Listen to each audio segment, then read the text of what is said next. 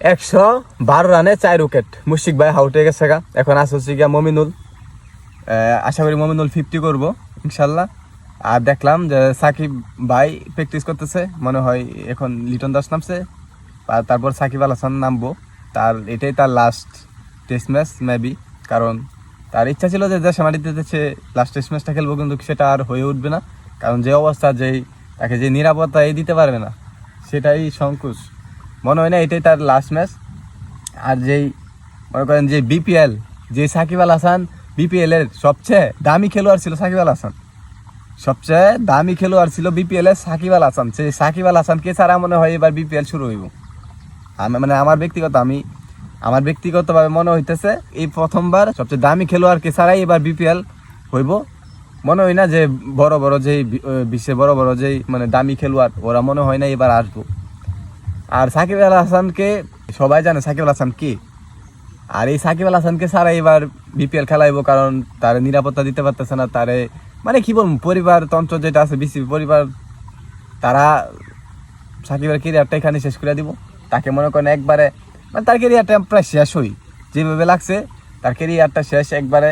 কিন্তু সে তো দেশের জন্য অনেক কিছু করছে, এত সহজে কি তা ভুলে গেছে বাঙালি? কিভাবে বললো আমি জানি না, আমি সঠিক কিভাবে তারা এত সহজে ভুলে গেছে তার অবদান।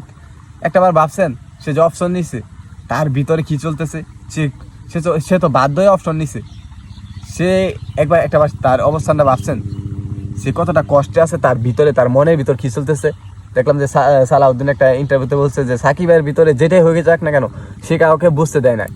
সে যতটা টেনশন, যতটা কষ্টে থাকুক না কেন, সে কখনো বুঝতে দেয় নাই। সে যে অপশন নিচ্ছে টিকেট থেকে, তাকে বাধ্য করা হয়েছে অপশন নেওয়ার জন্য, এটা আমি শিওর। তাকে বাধ্য করা হয়েছে যে অপশন নেওয়ার জন্য, কারণ যে বিসিবি আছে তারা ধরেন এখন পরিবারতন্ত্র একটা পরিবার হয়ে গেছে গা। তারা সাকিব আল হাসানকে অপশন নেওয়া হয়েছে, ষড়যন্ত্র করছে।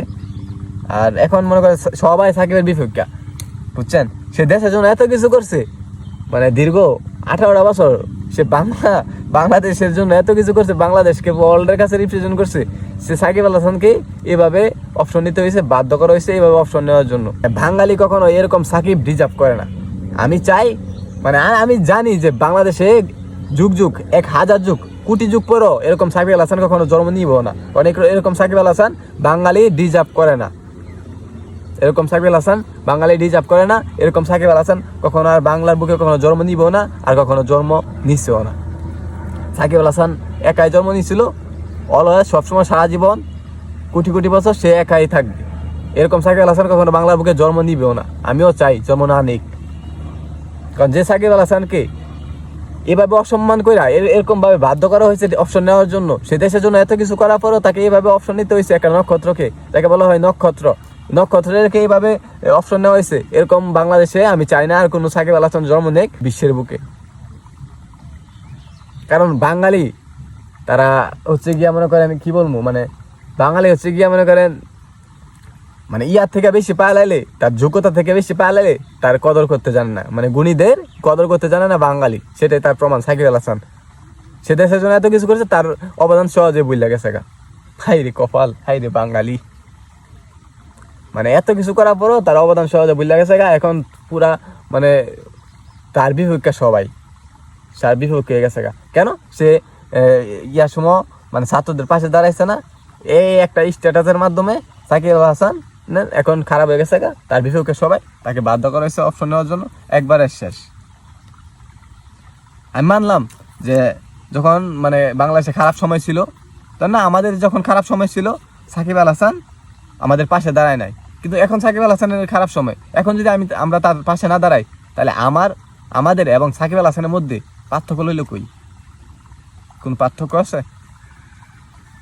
থাক, আপনাদেরকে কিছু